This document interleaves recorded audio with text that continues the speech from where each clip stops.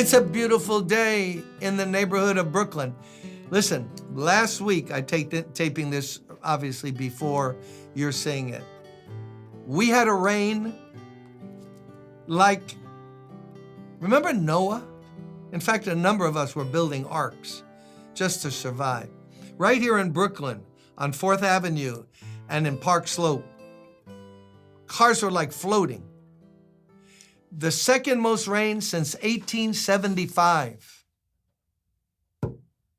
But today, it's a beautiful day in the neighborhood. The sun is shining. I'm taping this in early October, and the sun is shining. It's almost like an Indian summer, what they call. So, I want to read you two of the saddest verses to me. Always has been this way for me. Other people, I never heard anyone talk about it, preach about it, but it's jumped out at me. Last chapter of 1 Samuel, chapter 31. Now the Philistines, remember, they were going to fight against the Israelites. David was with the Philistines, but the king, Achish, said, no, you can't fight with us. The generals will not go into battle. They don't trust you. On their side, you could turn against us to win favor. God just saved David from a very awkward spot, fighting against his own people. Was he going to kill fellow Israelites? How God helps us to escape things when we're just made a number of wrong choices. So, now the Philistines fought against Israel, and the Israelites fled before them, and many fell dead on Mount Gilboa. Lesson number 1. Who are God's covenant people? Philistines or the Israelites? Israelites. Who can claim as their fathers Abraham, Isaac, and Jacob? The Philistines or the Israelites? Israelites. Who had all the promises to possess the land, which they were now more or less possessing? Israel, not the Philistines. Who's getting a beat down? Israel or the Philistines? The Israelites. Well, wait a minute. I thought there's a formula. You just claim the promise, Abraham, Isaac, and Jacob, and in Jerusalem is the tabernacle, and so on and so forth. And guess what? When you turn your back on God, God is not with you in the battle. He can, to chasten you, let you be punished by using even ungodly people and circumstances. Hasn't that ever happened to you? That's how God gets our attention. Otherwise, we live evil, turn our back on God, but then when we go in battle, come on, God, now. You're my MasterCard in the sky. I'm drawing down on you now. Doesn't work that way. Don't believe any televangelist or anyone who just tells you, doesn't matter how you live, just claim the promise. No, niet, no, nunca.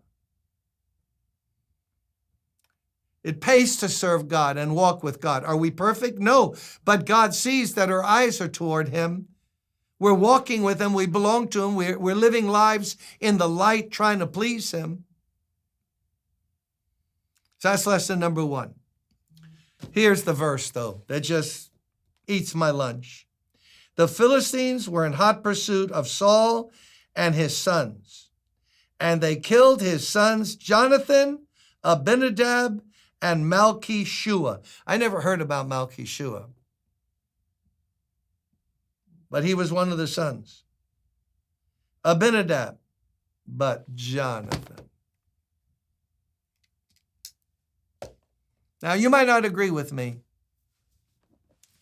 but I will hold this until I get to heaven. Jonathan died fighting in a battle he shouldn't have been in.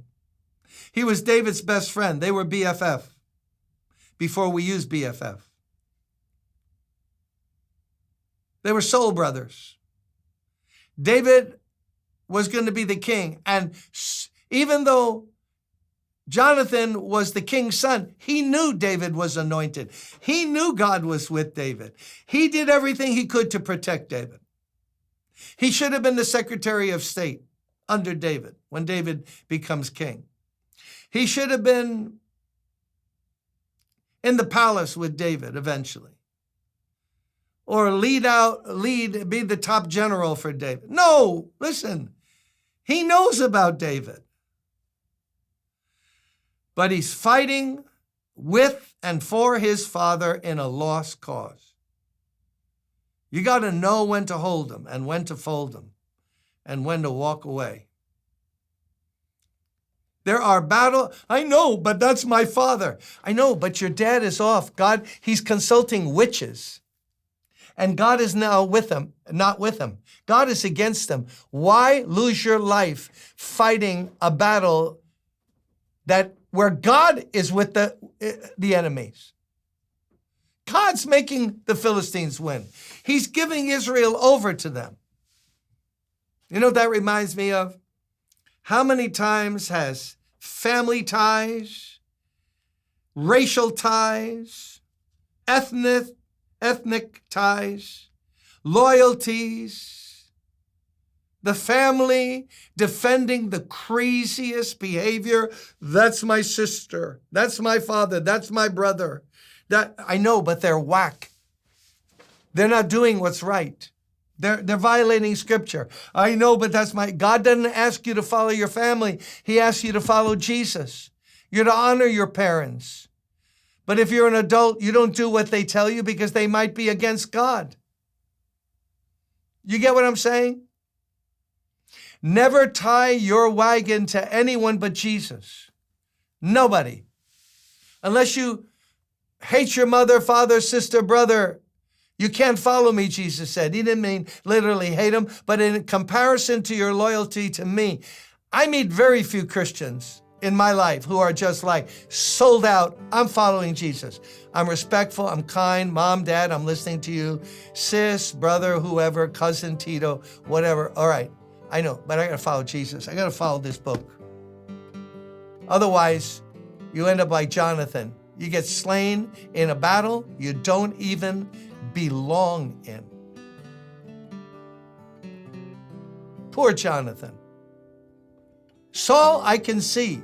He turned his back on God, disobeyed God, grieved God, wouldn't listen to Samuel, God's prophet, hardened his heart, went to a brujita, a witch, to get instructions.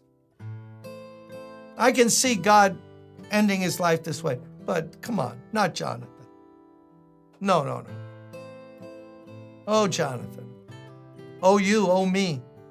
Lord, keep our eyes on you and in this book so we don't end up defending and fighting battles we don't even belong in. See you on Monday. Next week, we're going to finish up 1 Samuel, God willing. Bye-bye.